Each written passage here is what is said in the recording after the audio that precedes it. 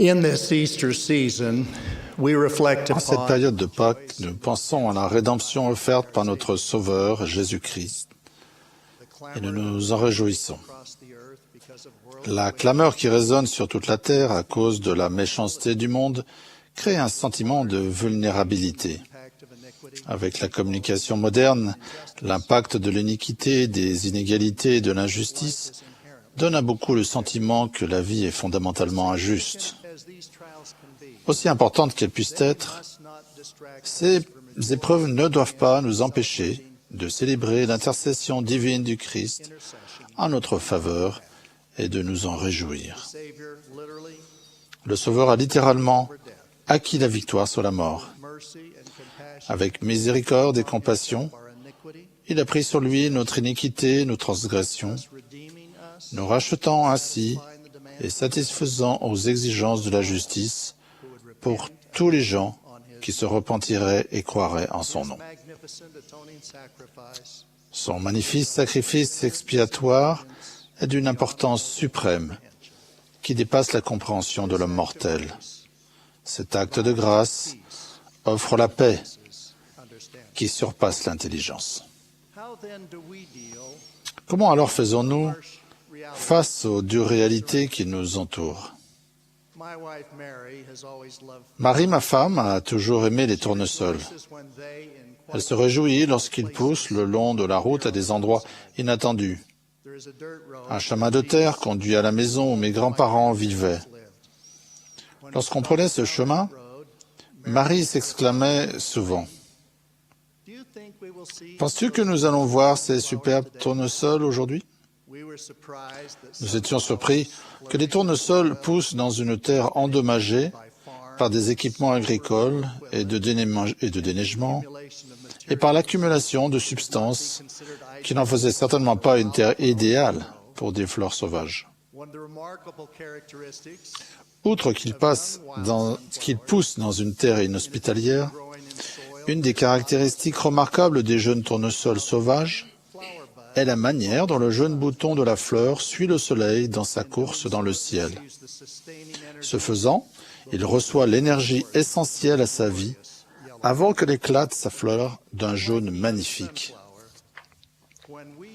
Comme le jeune tournesol, lorsque nous suivons le Sauveur du monde, le Fils de Dieu, nous prospérons et devenons glorieux en dépit des nombreuses situations terribles qui nous entourent.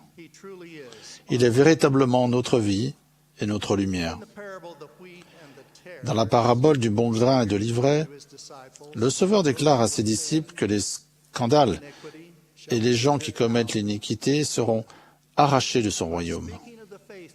Mais en parlant des fidèles, il dit: « Alors les justes resplendiront comme le soleil dans le royaume de leur Père. » En notre qualité de disciples du Christ vivant,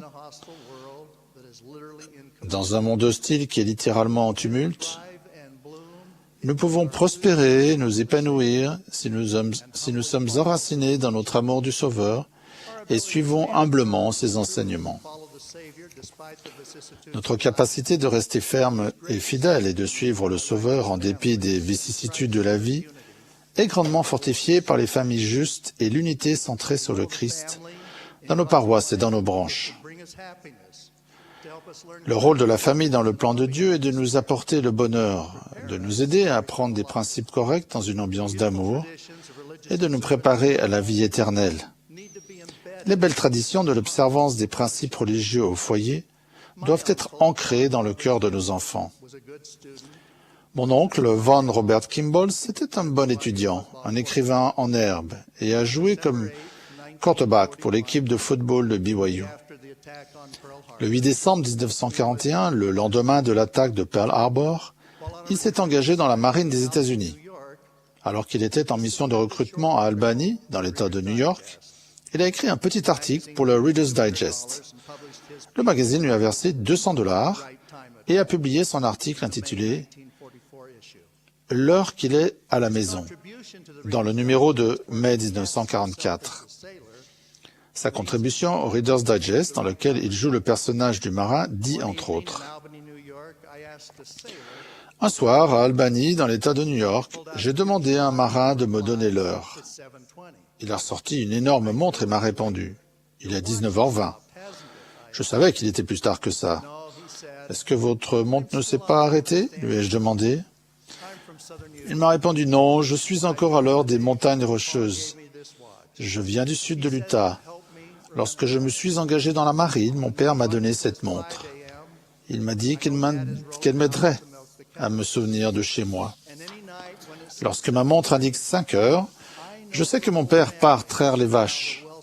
Et tous les soirs, lorsqu'elle indique 19h30, je sais que toute la famille est à table devant un bon repas et que mon père en remercie Dieu et lui demande de veiller sur moi. Je peux facilement trouver l'heure qu'il est là où je me trouve. Ce que je veux savoir, c'est l'heure qu'il est en Utah. Peu de temps après avoir écrit l'article, il a été affecté à un navire sur le théâtre du Pacifique. Le 11 mai 1945, alors qu'il servait à bord du porte-avions USS Bunker Hill, près d'Okinawa, le navire a été bombardé par 2 kamikazes. Près de 400 membres d'équipage, parmi lesquels mon oncle Vaughn, sont morts. Spencer Kimball a exprimé ses condoléances au père de Vaughn, mentionnant la dignité de celui-ci et l'assurance du Seigneur que ceux qui meurent en moi ne goûteront pas la mort, car elle leur sera douce. Le père de Vaughn a dit tendrement que bien que Vaughn ait été enseveli dans la mer, Dieu le conduirait par la main dans son foyer céleste. 28 ans plus tard, Spencer Kimball a parlé de Vaughn lors de la conférence générale. Il a dit, entre autres, « Je connaissais bien cette famille. J'ai été agenouillé en prière fervente avec elle. La formation donnée au foyer a été éternellement bénéfique à cette famille nombreuse. » Le président Kimball a demandé à chaque famille de se mettre à genoux pour prier pour leurs fils et leurs filles 2 fois par jour. Frères et sœurs, si nous prions en famille, étudions les Écritures, faisons la soirée familiale, recevons des bénédictions de la prêtrise dans notre foyer et respectons le jour du sabbat, nos enfants sauront l'heure qu'il est chez nous. Ils seront préparés pour un foyer éternel dans les cieux, quoi qu'il leur arrive dans un monde difficile. Il est d'une importance vitale que nos enfants sachent qu'ils sont aimés et en sécurité au foyer. Le mari et la femme sont des partenaires égaux. Ils ont des responsabilités différentes, mais complémentaires. La femme peut donner le jour à des enfants, ce qui apporte des bénédictions à toute la famille. Le mari peut recevoir la prêtrise, ce qui apporte des bénédictions à toute la famille. Mais au sein du conseil de famille, le mari et la femme, en leur qualité de partenaires égaux, prennent les décisions les plus importantes. Ils décident de la manière dont ils vont instruire et discipliner les enfants, de la manière dont l'argent va être dépensé, où ils vont vivre et de bien d'autres choses relatives à la famille. Ils prennent ces décisions conjointement après avoir demandé au Seigneur de les guider. L'objectif est d'avoir une famille éternelle. La lumière du Christ implante la nature éternelle de la famille dans le cœur de tous ses enfants. Un de mes auteurs préférés, qui n'est pas membre de l'Église, l'a dit de cette manière. Il y a tant de choses superflues dans la vie, mais la famille est ce qui est réel, ce qui est la chose concrète, celle qui est éternelle, celle sur laquelle il faut veiller, celle dont il faut prendre soin et à laquelle il faut être loyal. L'Église nous aide à nous concentrer sur le Sauveur en tant que famille unie. Outre la famille, le rôle de l'Église est lui aussi important. L'Église fournit l'organisation et les moyens pour enseigner l'Évangile du Christ à tous les enfants de Dieu. Elle apporte l'autorité de la prêtrise pour accomplir les ordonnances du salut et de l'exaltation pour toutes les personnes qui sont dignes et qui sont disposées à les accepter. Dans le monde, les querelles et l'iniquité sont omniprésentes et l'on accorde beaucoup d'importance aux cultures divergentes et à l'inégalité. Dans l'Église, à l'exception des unités de langues étrangères, la répartition de nos paroisses et de nos branches est strictement géographique. Nous ne faisons pas de division selon des classes ou des rangs. Nous nous réjouissons du mélange de toutes les races et de toutes les cultures dans une assemblée de fidèles. La famille que forme notre paroisse est importante pour notre progression, notre bonheur et nos efforts personnels pour être davantage semblables au Christ. Les cultures divisent souvent les gens et sont parfois une source de violence et de discrimination. Le livre de Mormon utilise les termes les plus marquants pour décrire les traditions des peurs méchants qui conduisent à la violence, à la guerre, à des actes pervers, à l'iniquité et même à la destruction de peuples et de nations. Il n'y a pas de meilleur point de départ dans les Écritures que 4 défis pour trouver une description de la culture de l'Église qui est essentielle pour nous tous. Le peuple fut entièrement converti au Seigneur sur toute la surface du pays, tant les Néphites que les Lamanites. Il n'y avait pas de querelle ni de controverse parmi eux, et tous les hommes pratiquaient la justice les uns envers les autres. Et assurément, il ne pouvait y avoir de peuple plus heureux parmi tout le peuple qui avait été créé par la main de Dieu. L'absence de querelle est attribuée à l'amour de Dieu qui demeurait dans le cœur du peuple. C'est la culture à laquelle nous aspirons. Les valeurs et les croyances culturelles profondes sont à la racine de ce que nous sommes. Il faut chérir et préserver les traditions de sacrifice, de reconnaissance, de foi et de justice. La famille doit chérir et protéger les traditions qui édifient la foi. La langue est l'un des aspects les plus importants d'une culture. Dans la région de San Francisco, en Californie, il y avait 7 unités linguistiques. Notre doctrine en matière linguistique est exposée à la section 90 de Doctrine et Alliance, au verset 11. Car il arrivera ce jour-là que chaque homme entendra la plénitude de l'Évangile dans sa propre langue et dans sa propre langage. Lorsque les enfants de Dieu le prient dans leur langue maternelle, c'est la langue de leur cœur. Il est évident que la langue du cœur est précieuse pour chacun.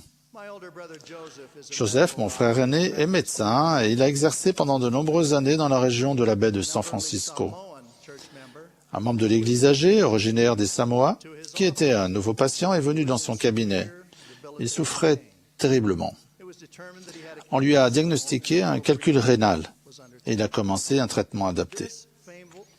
Ce membre fidèle a déclaré que son objectif, au départ, était simplement de comprendre ce qui n'allait pas afin de pouvoir prier son Père céleste en samoan concernant son problème de santé.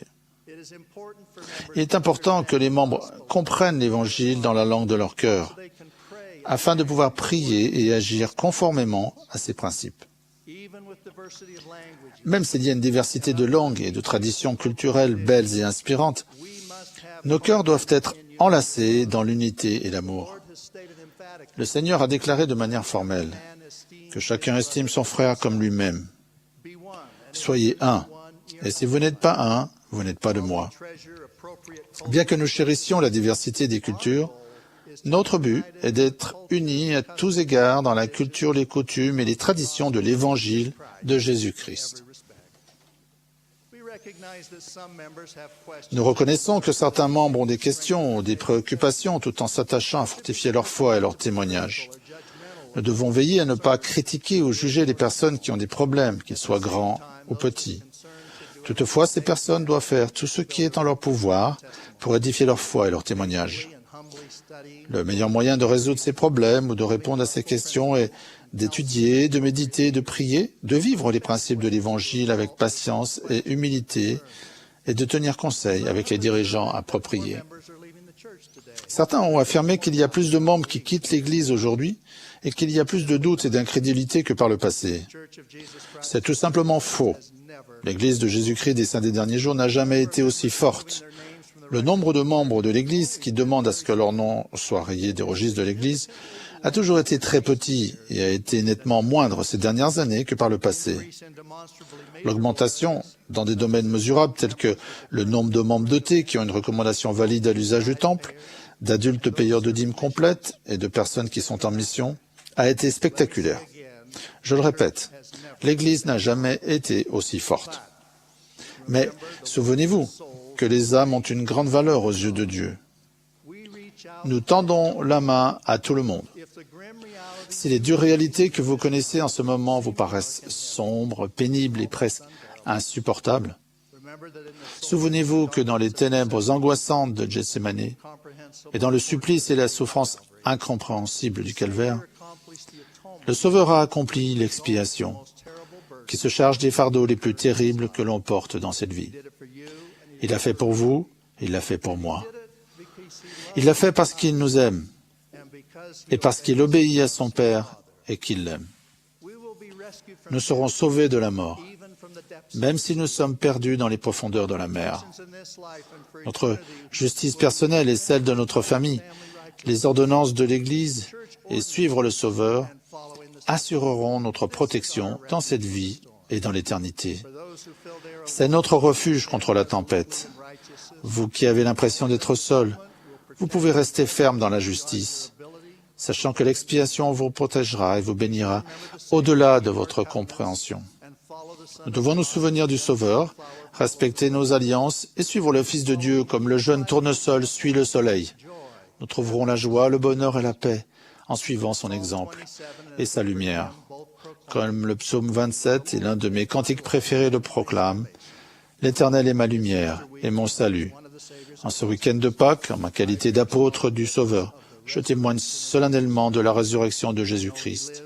Je sais qu'il vit, je connais sa voix, je témoigne de sa divinité et de la réalité de l'expiation. Au nom de Jésus-Christ. Amen.